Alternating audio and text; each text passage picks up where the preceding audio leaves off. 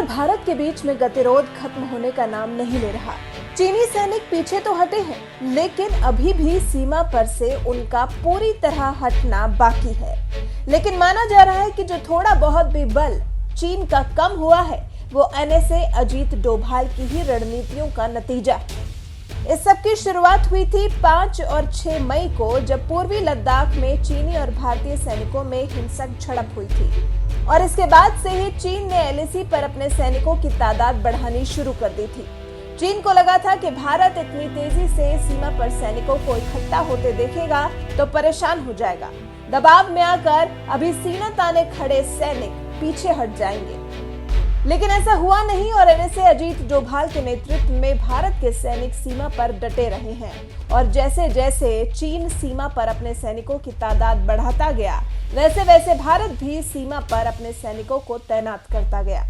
हालांकि ऐसा नहीं है कि भारत की तरफ से इस मुद्दे को सुलझाने की पहले कोशिश नहीं की गई। 8 मई को ही जब चीन ने अपने इलाके में सैनिकों और युद्ध सामग्रियां जुटानी शुरू की थी, तभी एनएसए अजीत डोभाल ने चीन के विशेष प्रतिनिधि यांग जीची से बात की थी, जिसके बाद दोनों के बीच में अपने अपने सैनिकों को माहौल में नरमी बरतने के निर्देश पर सहमति बनी थी। एनएसए के कहने पर भारत ने तब तक अपने सैनिकों का जमावड़ा लगाना शुरू नहीं किया जब तक कि फिंगर 4 और फिंगर 8 के पास चीनी सैनिकों की संख्या बढ़ने नहीं लगी। और चीनी सैनिकों पर सर्विलांस के जरिए नजर रख रहे डोभाल ने चीनी सैनिकों के लगातार सीमा की तरफ बढ़ने पर अपने भी सैनिक बढ़ाने शुरू कर दिए। इसी तरह सीमा पर अन्य जगहों पर भी चीनी सैनिकों के मुकाबले भारत के सैनिकों की भी संख्या बढ़ाई गई, जिससे चीन को लग गया कि अब भारत पर उसका दबाव काम नहीं आ रहा है। तभी उसने बातचीत का रास्ता अपनाया। 6 जून से पहले हुई दर्जनों मीटिंग्स का कोई खास निष्कर्ष नहीं निकला, लेकिन जब 6 जून को लेफ्टिनेंट जनरल लेवल की मीटिंग हुई तो भारत ने साफ कर दिया कि दोनों देशों ने अपने अपने इलाकों में जो सैनिक, युद्ध सामग्री और वाहन जमा किए हैं, उन्हें हटाना होगा।